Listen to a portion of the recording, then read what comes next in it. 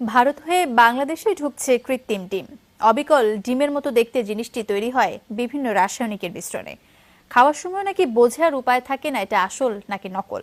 যমুনা নিউজের অনুসন্ধানে পাওয়া গেছে এমন ডিমের খোঁজ। আমাদের নিয়মিত আয়োজন আমাদের খাদ্যে আজও থাকছে আখলাকুস সাফার রিপোর্ট। খনিজ, ক্যালসিয়াম, ভিটামিন ও স্নেহজাতীয় উপাদান সব মিলিয়ে সুষম খাবার এই ডিম। প্রায় প্রতিদিনের খাবার তালিকায় থাকে এর উপস্থিতি। কিন্তু এই ডিমেও নাকি ভেজাল হচ্ছে। সন্দেহ থেকেই বাজারের এমন দুটি ডিম নিয়ে যমুনা নিউজ হাজির হয় কৃষি গবেষণা ইনস্টিটিউটে। পরীক্ষা নিরীক্ষার পর এই বিজ্ঞানী জানালেন এর একটি আসল, একটি নকল। পচনশীল কিছু জিনিস আছে এর ভিতরে, যেন অ্যালুমিনিয়াম দেয়, অন্যান্য জিনিস দেয়, এটা থেকে ব্যাড স্মেল আসতে পারে। এজন্য কিন্তু ওখানে দেখা যায় যে বেশ কিছু প্রিজারভেটিভ দিয়ে দিচ্ছে যাতে দীর্ঘদিন এই ডিমটা ভালো থাকে। ইন্টারনেট খুঁজে এর সত্যতাও পাওয়া গেল। সরাসরি ক্যালসিয়াম ক্লোরাইড ও কালারিং ডাই দিয়ে তৈরি হয় গাঢ় হলুদ রঙের কুসুম। তার উপর পাতলা স্বচ্ছ রাসায়নিকের আবরণ। এরপর আরও কিছু রাসায়নিকের মিশ্রণে তৈরি হচ্ছে ডিমের সাদা অংশটি।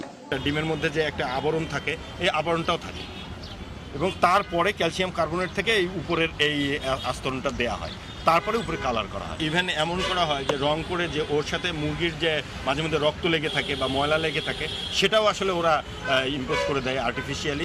খালি চোখে পার্থক্য বোঝা না গেলেও বাল্বের আলোয় সেই পার্থক্যটি পরিষ্কার।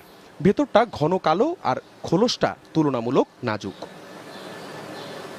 ডিমের পাইকারি বাজারে অনুসন্ধান চালিয়ে পাওয়া গেল সীমান্ত দিয়ে এ ডিম আনা একজনকে। অর্ডার দিয়ে আসে, কেউ ধরে না, কিছু বলে না। আমাদের ওই জায়গায় লোকজন আছে, তো ওস্তাদ আছে, তারপর আরো অনেক লোকজন আছে, তারা পাঠায় দেয়, তারাই সব কিছু মিল করে। 2004 সালে চীনে বিভিন্ন রাসায়নিক দিয়ে প্রথম কৃত্রিম ডিম তৈরি হয়। পরে অবশ্য বিভিন্ন চাপের মুখে তা বন্ধ ছিল। এখন আবার ভারত হয়ে তা প্রবেশ করছে বাংলাদেশে।